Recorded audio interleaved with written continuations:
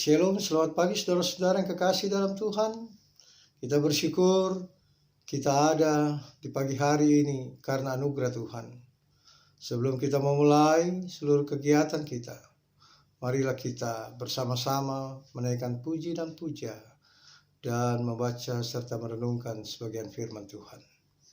Namun sebelum kita membaca dan merenungkan firman Tuhan, kita menyanyi klik nomor 79, tiap langkahku. Tiap langkahku diatur oleh Tuhan, dan tangan kasih-Nya memimpinku di tengah gelombang dunia menakutkan. Hatiku tetap tenang teduh, tiap langkahku ku tahu yang Tuhan pimpin ke tempat tinggiku dihantarnya, hingga sekali nanti aku tiba di rumah Bapa sorga yang bakal. Saudara-saudara yang kekasih, demikianlah lagu tiap langkahku diatur oleh Tuhan. Biarlah langkah kita selalu dituntun oleh tangan pengasihan Tuhan. Kita akan berdoa untuk membaca dan merenungkan firman Tuhan. Kita satu dalam doa. Ya Tuhan, kami akan membaca dan merenungkan firman-Mu. Berikanlah kami kuasa Roh Kudus agar kami dapat memahami, mengerti dalam hidup kami bahwa hanya Engkaulah sumber hidup dan kehidupan kami. Engkaulah jalan kebenaran bagi kami. Tanpa Engkau sia-sialah kami semua. Hikmat Kau berikan bagi hamba-Mu menyatakan kebenaran seturut dengan kehendak Tuhan. Terima kasih ya Tuhan Yesus, berfirmanlah karena kami sudah siap. Amin. Saudara-saudara yang kekasih di dalam Tuhan, bacaan kita pagi hari ini saya ambil dari Injil Yohanes pasal 14. Injil Yohanes pasal 14 ayat pertama dan ayatnya sampai ayat yang ketiga. Injil Yohanes 14 ayat pertama sampai ayat yang ketiga. Firman Tuhan berkata demikian. Injil Yohanes pasal 14 ayat yang pertama sampai ketiga. Janganlah gelisah hatimu, percayalah kepada Allah. Percayalah juga kepadaku. Di rumah Bapakku banyak tempat tinggal. Jika tidak demikian, tentu aku mengatakannya kepadamu. Sebab aku pergi ke situ untuk menyediakan tempat bagimu. Dan apabila aku telah pergi ke situ dan telah menyediakan tempat bagimu, aku akan datang kembali dan membawa kamu ke tempatku, supaya di tempat di mana aku berada, kamu pun berada. Saudara-saudara yang kekasih di dalam Tuhan, sampai sebagian jauh pembacaan firman Tuhan. Saudara-saudara yang kekasih, setiap orang mencari kebahagiaan. Kebahagiaan selalu didambakan oleh setiap orang. Setiap orang juga berusaha mencari kebenaran. Dan kebenaran itu pun selalu diperjuangkan oleh setiap orang. Dan setiap orang ingin terus memperoleh kehidupan. Hal ini mau menandakan bahwa salah satu kecenderungan kita manusia adalah mencari jalan yang baik. Dan berusaha mendapatkan jalan yang baik itu. Dan untuk meraih jalan yang baik dan yang benar itu, kita berusaha semampu kita. Tidak dapat dipungkiri oleh kita manusia bahwa di balik semuanya itu, di balik semua yang kita ingin perjuangkan itu untuk meraih yang baik dan yang benar itu di dalam kehidupan kita, saudara-saudara yang kekasih di dalam Tuhan, maka kita seringkali diliputi dengan kegelisahan. Kegelisahan yang seringkali ada ketika kita ingin meraih jalan atau kebaikan dan kebenaran itu. Oleh karena itu, saudara-saudara yang kekasih di dalam Tuhan, dalam bacaan Injil hari ini, sebagaimana Injil Yohanes katakan, Yesus berkata kepada saudara dan saya pagi hari ini, janganlah gelisah hatimu, percayalah kepada Allah, percayalah juga kepadaku.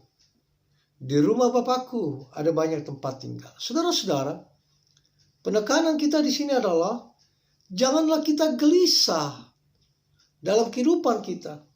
Janganlah kita khawatir di dalam menjalani hidup ini. Ketika kita akan meraih kebenaran, meraih kebaikan, meraih apapun yang kita dambakan itu.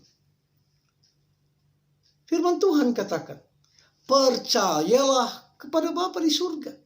Percayalah kepada Kristus Yesus Tuhan. Karena Dialah yang menjadi sumber kehidupan kita. Saudara-saudara, Yesus mengajarkan kepada kita pagi hari ini bahwa kita harus punya kepercayaan dalam iman hanya kepada Dia. Kalau demikian, apa dan mengapa ini harus? Saudara-saudara, karena Yesus adalah jalan kebenaran dan hidup. Jika kita berpedoman atau berpegang hanya kepada Dia, maka akan ada banyak hal yang bisa kita peroleh, banyak hal yang bisa kita raih menjalani hidup ini. Yang pertama, Ia memberikan tempat yang baik bagi saudara dan saya. Ia menyediakan tempat yang terindah. Dia yang menuntun kita. Yang kedua adalah Yesus menegaskan tentang otoritasnya sebagai anak Allah. Sehingga kalau kita baca bagian selanjutnya, Ia mengatakan tidak ada seorang pun yang datang kepada Bapa kalau tidak melalui aku. Saudara-saudara yang kekasih di dalam Tuhan, percayalah kepada Dia. Karena Dia yang mempunyai otoritas sebagai anak Allah. Dan Dia yang berkuasa atas kehidupan kita.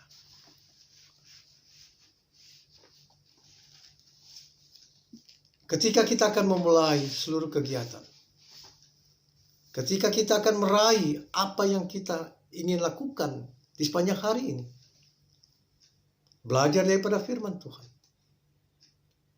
Janganlah kita kecut, tawar hati. Janganlah kita khawatir, janganlah kita gelisah.